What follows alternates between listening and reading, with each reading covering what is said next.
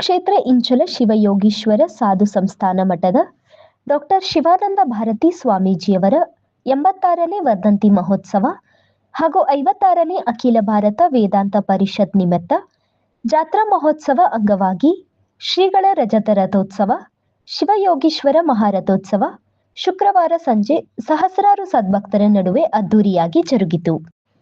ಕಬ್ಬು, ಬಾಳೆ, ತೆಂಗು ತಳಿರು ತೋರಣಗಳಿಂದ ಶೃಂಗಾರಗೊಂಡ ರಥಕ್ಕೆ ಹಂಪಿ ಹೇಮಕೂಟದ ವಿದ್ಯಾನಂದ ಭಾರತಿ ಸ್ವಾಮೀಜಿ, ಮಲ್ಲಾಪುರ ಚಿದಾನಂದ ಸ್ವಾಮೀಜಿ, ಪೂರ್ಣಾನಂದ ಭಾರತಿ ಸ್ವಾಮೀಜಿ, ಬಳ್ಳಾರಿಯ ನಿತ್ಯಾನಂದ ಸ್ವಾಮೀಜಿ, ಮಲ್ಲೇಶ ಶರಣರು, ನೇಗಿನಹಾಳದ ಅದ್ವೈತಾನಂದ ಸ್ವಾಮೀಜಿ ರಜತ ರಥೋತ್ಸವ ಹಾಗೂ ಮಹಾರಥೋತ್ಸವಕ್ಕೆ ಪೂಜೆ ಸಲ್ಲಿಸಿ ಚಾಲನೆ ನೀಡಿದರು.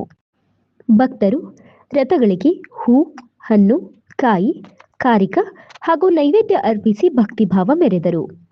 ರಥಗಳನ್ನು ವಿವಿಧ ಹೂಮಾಲೆಗಳಿಂದ, ಬಣ್ಣ ಬಣ್ಣದ ಕಾಗದಗಳಿಂದ ಅಲಂಕರಿಸಲಾಗಿತ್ತು. ವಿವಿಧ ವಾದ್ಯ ಮೇಳಗಳು ರಥೋತ್ಸವಕ್ಕೆ ಕಳೆ ತಂದವು. 2 ರಥಗಳಲ್ಲಿ ಡಾಕ್ಟರ್ ಶಿವಾನಂದ ಭಾರತಿ ಶ್ರೀಗಳು ಆಸೀನರಾಗಿ ಭಕ್ತರನ್ನು ಹರಸಿದರು. ಹರ ಹರ ಮಹಾದೇವ, ಶಿವಯೋಗೀಶ್ವರ ಮಹಾರಾಜ್ ಕಿ ಜೈ, ಸಕಲ ಸಾಧು ಸಂತ ಮಹಾರಾಜ್ ಕಿ ಜೈ ಎಂಬ ಜಯಘೋಷಗಳು ಮುಗಿಲು ಮುಟ್ಟುವಂತಾಗಿತ್ತು.